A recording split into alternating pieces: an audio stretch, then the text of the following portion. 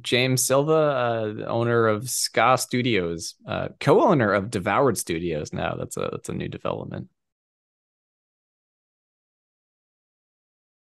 I guess my involvement started with Dream Build Play. I think, yeah. So it was before Xbox Community Games or Xbox Indie Games even existed. You could download the XNA tools. You could deploy to a console, but I think at that point you couldn't actually put it on any storefront. So that was around 2000. Well, 2007 is when it all started for me. But I won the first Dream Build Play contest. I co-won, I guess. They gave out two winners. They had two winners, and I was one of them. But yeah, I won the 2007 Dream Build Play contest with the dishwasher Dead Samurai, and that was let's see. So that I was working on that. I launched that in 2009, and then the one that got me more recognition on indie games was I made a game with zombies in it, and that was in 2009, like right after Dishwasher, I think. Yeah, as a hobby, I guess I was going from I was a student and then working on games in my spare time, and that goes from like I don't know, I guess you could go back elementary school student to middle school student to high school student to college student, all the while working on games in my spare time. I even found I made I don't know if you know this. There's an app called HyperCard that existed on Macintosh way back when in the 90s. Hey, Mist was made in HyperCard. And so I made this game in HyperCard when I was like 13 years old, called Mortal Wombat 2, and it's actually I found it on the Internet Archive. Like it's playable. Like, so yeah, I had to upload it to America Online, and but yeah, it was always a thing I really dreamed to do professionally, dreamed about doing professionally, and I had pretty much all but given up on it when going through college. It didn't seem like it would work out. And then the dishwasher won the Dreamville Played contest, and I got a publishing contract, and I've been doing this professionally ever since. Yeah, yeah. I mean, I mentioned it earlier, but the big one was I made a game with zombies in it. That was kind of like the joke game. That was just like it's like, well, let's just like make a game really, really fast and just see how fast we, especially after going through so much, such an arduous cert process for Dead Samurai. It was neat to just kind of slap a game together, just like the old days of just making games for fun. I mean, I did a lot of that, just prototyping games for fun way back when, and yeah, it was fun to just kind of put it together. And I was really into recording music back then. So it's all that was a whole fun part of it. Um, and yeah, I think it was like about 2 weeks or so from the idea to when I had something submitted to the whole peer review platform. And then that one, it was just like such a weird you know breakout. It was the first game that like went a bit viral in Xbox indie games, and that was kind of the point where people were like, oh, okay, there can be something can go viral in Xbox indie games. That's interesting. I think I don't know how many copies it sold all told, but it was like 400K ish. Which was before then. I mean, if you're selling 100 copies, no one's looking at it as a place you can make money, and that was kind of one of the first ones that showed you could do it.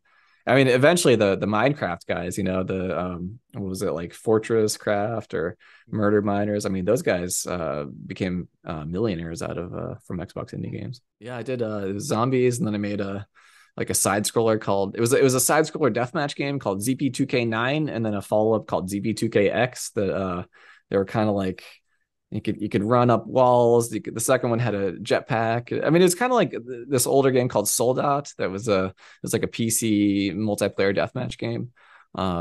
Trying to channel that kind of a platform. And it was fun. You'd find like like a couple months after a launch, I could go online and there'd be like 4 or 5 people playing it, and you could just drop in and play with them. So it was neat. Yeah, I mean it was such a more involved process on XBLA. Xbox indie games kind of felt like you could just make a fun experiment. I mean, even years after Xbox indie games, I still just wanted to do that. Just slap together something fun and interesting and weird. I made like a bank robbing game that I never put anywhere because hey, if Xbox indie games still existed, I put it there. But it's just I didn't want to I could put it on. Oh, I have to finish it, right? But you could put it on Steam, but then you have to worry about like key bindings and display support and all that. I mean, Xbox Indie Games was nice. It's like 720p, one gamepad, you're good. I think a lot of articles back then were really they really didn't like Microsoft, so a lot of the news outlets would be really anti-Microsoft, and so for them when they look at Xbox indie games, they're not looking at like, okay, is anyone who's getting a win out of this? They're looking at how is Microsoft getting a loss out of this? How is Microsoft taking a loss out of this, right? And so for the developer who puts all their games on Xbox indie games, it's just this fantastic opportunity to imagine something and produce it and have it available on people's consoles all over the world, and in a literal week. I mean, obviously it's gonna be kind of rough in a week, but like, man, if I was making hypercard games when I was 13. If I could make an Xbox game when I was 13 and just publish it for anyone to play it, that would be I would just that would be so amazing. I would have loved that. The story of Xbox indie games to so much of the media outlets was like, Microsoft screwed up. No one wants this product, Microsoft. It was just it tried to make a story about Microsoft's failure to do something. But the thing that it did, as far as I was concerned, was something awesome. It just wasn't really that awesome for um the average gamer. And it wasn't awesome for comparing for the average gamer to compare, would I rather have an Xbox 360 or a PS3? The average gamer is like, well, okay, I get a bunch of random, student games, or I get, Uncharted and The Last of Us, right? So there's no really selling that from that perspective, but like from a developer's perspective, a hobbyist developer who just wants to make games for fun. I mean, it was incredible. It was awesome. I really, really resented that story was never ever told. That was the story that Microsoft wanted to tell, and the media would be like, "Okay, Microsoft, we're wise to your manipulation of the media. Like, we're not going to, it was like we don't think it's that cool, and we're going to tell you, So the developers are just there saying, "Well, we'd like it if someone thought it was cool, but okay." I didn't know about how marketing works back then. So I made a game with zombies, and it was just, I think it was mostly just an organic viral thing. Um, and I actually so I made a game that was a spiritual successor to, I made a game with zombies in it that was called Time Viking. And it's funny because I mean, not so much nowadays, but like, I don't know, for years, and maybe I could say like at least once this year this has happened where someone's like, you should make a sequel to I made a game with zombies in it, and I'm like, I did. No one played it.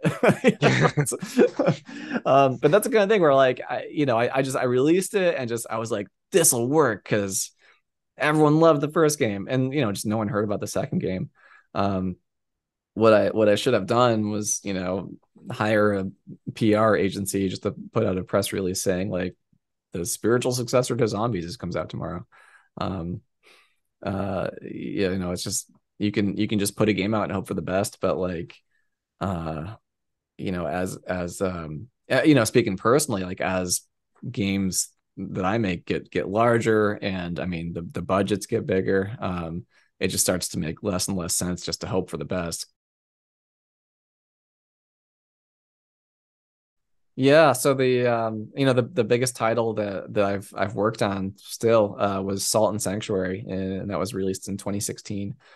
And yeah, it was basically like a question of like, all right, would a 2D Dark Souls game work, it really it got to kind of piggyback on the I mean, because Dark Souls was really, really just blasting off in popularity back then, and there wasn't really any sort of indie Dark Souls or 2D Dark Souls kind of game.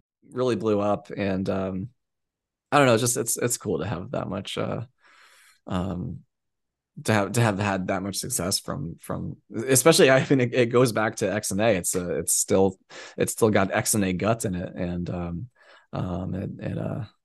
it just I can't believe how well it did.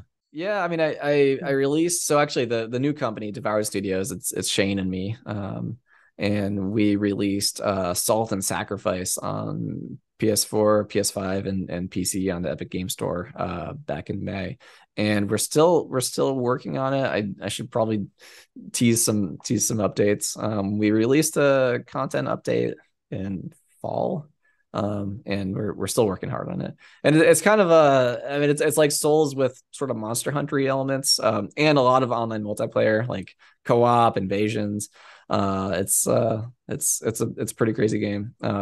So yeah, let's watch Salt and Sacrifice, and if you haven't checked it out, Salt and Sanctuary is on like every platform. And I plan on still doing this, even if the next game sucks, I'll make another one and another one. It's just it's how I live now.